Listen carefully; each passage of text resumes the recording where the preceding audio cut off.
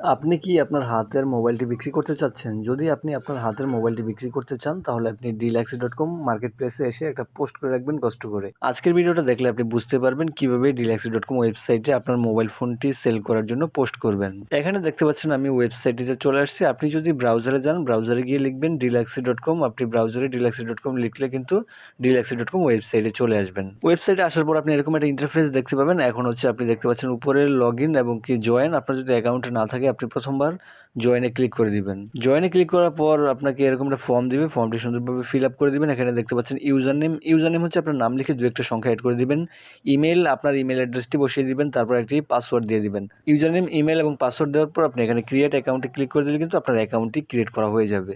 এখানে আমি email address, user name এবং পাসওয়ার্ড দিয়ে দিলাম। তারপর আমি এখানে একটি ক্রিয়েট অ্যাকাউন্টে ক্লিক করে দিলে কিন্তু আমাদের অ্যাকাউন্টটি ক্রিয়েট করা হয়ে যাবে এবং আমাদের অ্যাকাউন্টে লগইনও করা হয়ে গেছে। এখানে দেখতে পাচ্ছেন আমাদের অ্যাকাউন্টে লগইন করা হয়ে গেছে। তো আপনি যখন আপনার অ্যাকাউন্টে লগইন করবেন তখন আপনাকে এরকম একটা ইন্টারফেসে নিয়ে আসবে। এখন মোবাইল সেল করার জন্য আপনি উপরে এখানে দেখতে পাচ্ছেন প্লাস আইকন রয়েছে। আপনি জাস্ট এটা প্লাস আইকনে ক্লিক করে দিবেন। প্লাস আইকনে ক্লিক করার পর আপনাকে মোবাইল সেল করার ড্যাশবোর্ডে নিয়ে আসছে। যেহেতু আপনার কোনো মোবাইল এখনো পোস্ট করেন নাই সেল করার জন্য, এখানে সবকিছু জিরো দেখাইতেছে।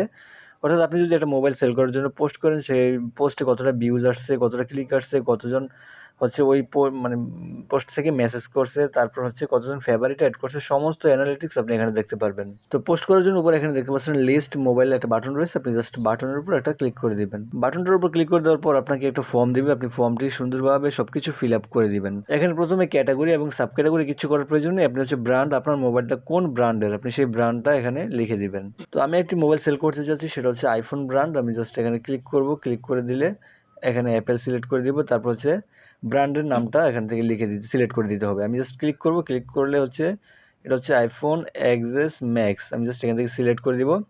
তারপর এখানে হচ্ছে আপনার ফোনের প্রাইসটা বসিয়ে দিবেন। তো ফোনের প্রাইস আমি এখানে 14,000 দিয়ে দিলাম। তারপরে হচ্ছে ডিভিশন, অর্থাৎ আপনি কোন ডিভিশন থেকে ফোনটা সেল করতে চাচ্ছেন। তো আপনার ডিভিশনটা এখানে আপনি ক্লিক করে দিবেন। ডিভিশন হচ্ছে আমি এখানে ঢাকা ডিভিশন, তারপর হচ্ছে ডিস্ট্রিক্ট, কোন ডিস্ট্রিক্ট থেকে আপনি সেল করতে যাচ্ছেন। তো আমি এখানে ক্লিক করে নারায়ণগঞ্জ ডিস্ট্রিক্ট দিয়ে দিব। তারপর হচ্ছে দেখতে পাচ্ছেন ডেসক্রিপশন। এখানে হচ্ছে আপনি ফোনের একটা শর্ট ব্রিফ দিয়ে দিবেন। আপনার ফোনে যদি কোনো সমস্যা থাকে সেটা এখানে উল্লেখ করে দিবেন।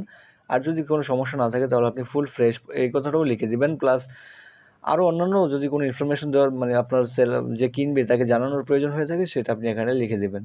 তো এখানে আমি কিছু বিস্তারিত এখানে লিখে দিলাম। তারপর হচ্ছে আপনি আপনার ফোনের কিছু ছবি আগে থেকে তুলে রাখবেন। সেটা হচ্ছে আপনি এখানে দেখতে পাচ্ছেন আপলোডে এখানে ক্লিক করে দিলে আপনার ফাইলে নিয়ে যাবে। ফাইল থেকে আপনি ইমেজটা সিলেক্ট করে দিবেন। তো এখানে আমি আমার ফোনটার ইমেজটা সিলেক্ট করে দিলাম। সব কিছু ইনফরমেশন এখানে ফর্মগুলো ফিল আপ করে দিবেন। তারপর এখানে পাবলিশ লিস্টিং একটা ক্লিক করে দিবেন।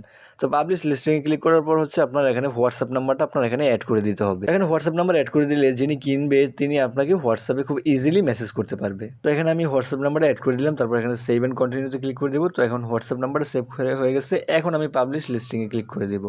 তো পাবলিশ লিস্টিংয়ে ক্লিক করার পরে যেখানে দেখতে পাচ্ছেন লিস্টিং কিন্তু পাবলিশ করা হয়ে গেছে। তো এটা হচ্ছে কতটা ভিউজ আসবে, কতজন ক্লিক করছে, কতটা মেসেজ আসবে, সমস্ত ইনফরমেশন আমি এখানে দেখতে পাবো।